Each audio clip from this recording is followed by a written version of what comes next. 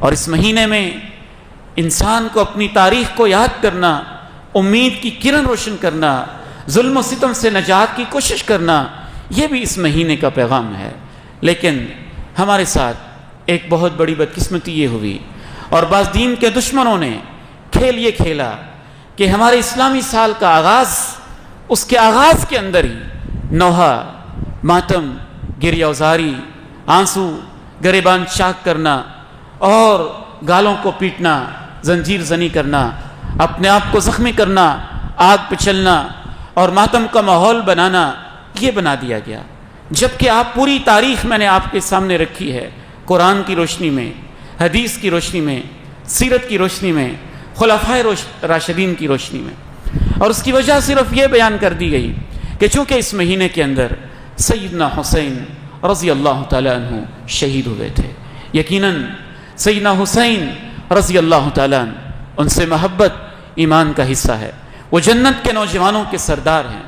وہ اہل بیت کے ایک عظیم فرد ہیں۔ جو ان سے محبت نہیں کرتا ہے اس کے اندر منافقت پائی جاتی ہے، جو ان سے بغض رکھتا ہے اس کے اندر تو کفر کی نشانی پائی جاتی ہے۔ ان سے محبت ہمارے ایمان کا حصہ ہے، لیکن ان سے محبت کے نام پہ دین کو بدل دینا، اللہ کے پیغمبر کے دین کو تبدیل کر دینا، دین کی روح کو تبدیل کر دینا، دین کے اندر بدعات کو ایجاد کر دینا، اس کی اجازت نہیں دی جا سکتی ہے۔ کیونکہ شہادت ہماری تاریخ کے اندر کوئی ایسا واقعہ نہیں ہوتا کہ اس وجہ سے غم کیا جائے اور اس وجہ سے پھر اس غم کو تازہ کیا جائے اور اس وجہ سے پھر ماتم کیا جائے۔ اگر اس بنیاد پہ ماتم اور غم والا مہینہ کسی کو قرار دیا جانا چاہیے تو پھر وہ ربیع الاول کا مہینہ ہونا چاہیے، چونکہ ربیع الاول کے مہینے میں انسانوں کے سب سے عظیم محسن ہمارے اور آپ کے پیارے نبی علیہ السلام حضرت رسول اللہ صلی اللہ علیہ وسلم اللہ کو پیارے ہوئے تھے، اور آپ کا پیارا ہونا اور آپ کا آنکھوں سے جدا ہونا اس امت کے لیے سب سے بڑا غم ہے۔ اس سے بڑا غم کوئی نہیں ہے۔ اگر شہادت کی وجہ سے کسی مہینے کو غم کا مہینہ قرار دیا جائے تو پھر رمضان کے مہینے کو غم کا مہینہ قرار دیا جانا چاہیے، کیونکہ رمضان کے مہینے میں غزوہ بدر ہوا تھا، اور غزوہ بدر کے اندر 14 صحابہ کرام رضوان اللہ علیہم اجمعین شہید ہوئے تھے۔ اگر شہادت کی وجہ سے کسی مہینے کو غم کا مہینہ قرار دیا جائے تو پھر رمضان سے اگلا مہینہ شوال کا مہینہ، وہ بھی بہت بڑا غم کا مہینہ ہونا چاہیے، کیونکہ شوال کے مہینے میں غزوہ احد ہوا تھا، اور غزوہ احد کے اندر 70 صحابہ شہید ہوئے تھے، اور 70 صحابہ جو شہید ہوئے تھے وہ اتنے بڑی بڑی ہستیاں تھیں کہ ان میں اللہ کے نبی علیہ السلام کے چچا بھی تھے، سیدنا امیر حمزہ رضی اللہ تعالی عنہ بھی تھے، اور ان کی شہادت بڑی مظلومانہ، بڑی دردمندانہ ہوئی تھی، اور ان کی شہادت کے اوپر تو خود اللہ کے نبی علیہ السلام کو غم بھی ہوا تھا، اور وہ رشتے میں بھی سیدنا حسین رضی اللہ تعالی عنہ سے رشتے کے لحاظ سے اور خاندان کے لحاظ سے اور عمر کے لحاظ سے بڑے ہیں، کیونکہ وہ اللہ کے نبی اسلام کے چچا لگتے ہیں۔ اور آپ نے فرمایا کہ چچا تو باپ کی طرح ہوتا ہے، باپ کے قائم مقام ہوتا ہے، اور ان کی شہادت پہ اللہ کے نبی علیہ السلام کو دکھ بھی بڑا ہوا تھا۔ لیکن آپ ایمانداری کے ساتھ بتائیے گا کہ آپ میں سے کتنے لوگوں کو یاد ہے کہ شوال کے مہینے میں جو عید والا مہینہ ہے، چھوٹی عید والا مہینہ ہے نا، شوال والا مہینہ، اس مہینے میں تو 70 صحابہ شہید ہوئے تھے، اور اس کا ہمیں پتہ ہی نہیں چلتا اور وہ گزر جاتا ہے۔ رمضان میں 14 صحابہ شہید ہوئے اور اس کا پتہ ہی نہیں چلتا اور وہ گزر جاتا ہے۔ ربیع اول کے مہینے میں اللہ کے نبی کی وفات ہوئی اور اس کو ہم جشن کے انداز میں منا لیتے ہیں، اور سفر کا جو مہینہ ہے، محرم سے جو اگلا مہینہ شروع ہوگا، سفر کا مہینہ، شاید آپ بھول گئے ہیں لیکن ہمیں اپنی تاریخ نہیں بھولی۔ سفر کے مہینے میں وہ صحابہ شہید ہوئے تھے جس کا غم اللہ کے نبی علیہ السلام کو ایک مہینہ ان کے غم نے بے چین رکھا تھا، اور وہ ہستی جو کافر کو بد دعا دینے کے لیے جلدی تیار نہیں ہوتے تھے اور پتھر کھا کے بھی طائف کے میدان میں کہتے تھے اللہ میری قوم کو ہدایت دے دے، یہ مجھے جانتے نہیں، لیکن سفر کے مہینے میں وہ شہید ہونے والے اللہ کے نبی کو اتنے پیارے لگتے تھے کہ جب وہ 70 صحابہ شہید ہوئے تھے تو آپ نے 1 مہینہ مسلسل نماز فجر کے اندر ان کو شہید کرنے والے کافر قبیلوں کے نام لے کے نماز کے اندر بد دعا کی تھی۔ صحیح بخاری اٹھائیے، صحیح مسلم اٹھائیے۔ 70 علماء صحابہ تھے، قرآن کے قاری صحابہ تھے، اور کچھ برادریوں کے لوگ آئے کہ ہم نے اسلام قبول کر لیا ہے، ان کو ہمارے ساتھ بھیج دیں، یہ علماء ہیں، قرآن کے قاری ہیں، ہمیں دین سکھائیں گے۔ وہ منافق اور کافر تھے۔ اللہ کے پیغمبر تو چونکہ غیب نہیں جانتے تھے، اگر جانتے ہوتے تو الزام آتا اللہ کے پیغمبر پہ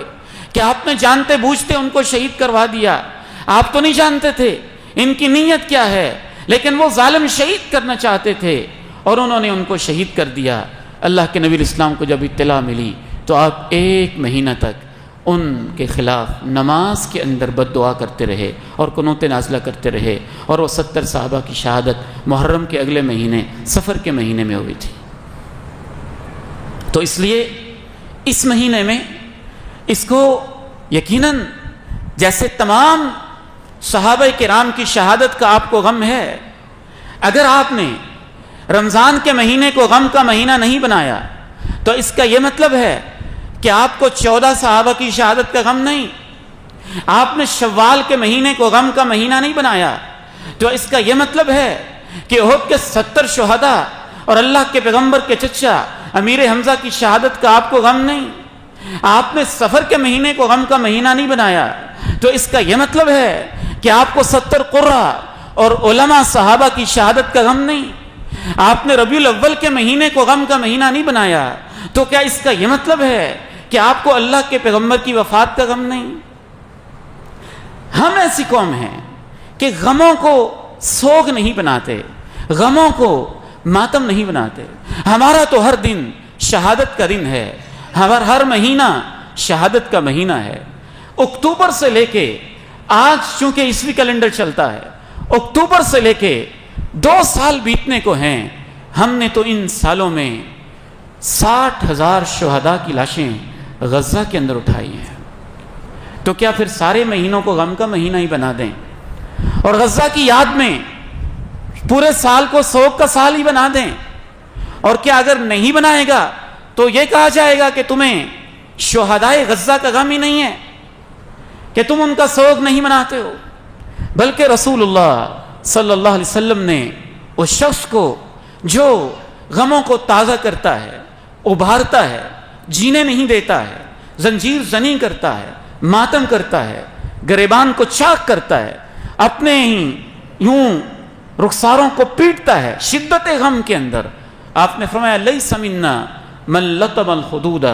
وشق الجیوب ودعا بدعوى الجاہلیہ، جو شخص غم میں آ کے اپنے ہی رخساروں کو پیٹتا ہے اور اپنے ہی کپڑوں کو گریبان کو چاک کرتا ہے، اس کا میرے ساتھ کوئی تعلق نہیں ہے، میری امت کے ساتھ کوئی تعلق نہیں ہے۔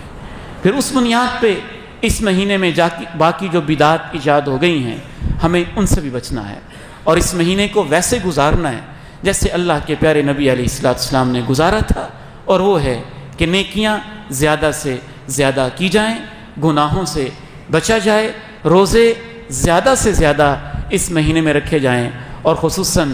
9 محرم اور 10 محرم کا روزہ رکھا جائے۔ اور بالخصوص میں آخری پیغام یہ بھی دینا چاہوں گا، ایسی محفلیں، ایسی مجلسیں، ایسی باتیں جہاں ابوبکر صدیق، عمر فاروق، عثمان غنی جیسے صحابہ کو گالیاں دی جاتی ہوں، ان کے قریب سے بھی گزرنا، ان مجلسوں میں شریک ہونا، ایسے لوگوں کے ساتھ دوستی اور ان کا اپنا سمجھنا اور ان کے قریب بیٹھنا، میں سمجھتا ہوں کہ یہ اپنے ایمان کو بیچنے والی بات ہے اور اپنے ایمان کا سودا کرنے والی بات ہے۔ اس لیے ہمیں اس مہینے میں